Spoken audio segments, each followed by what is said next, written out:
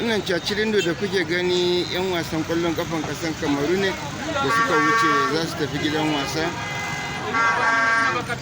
Birnin Yaounde dai yau ranar farko ne, amma wato kamar sallah yake a ƙasar nan.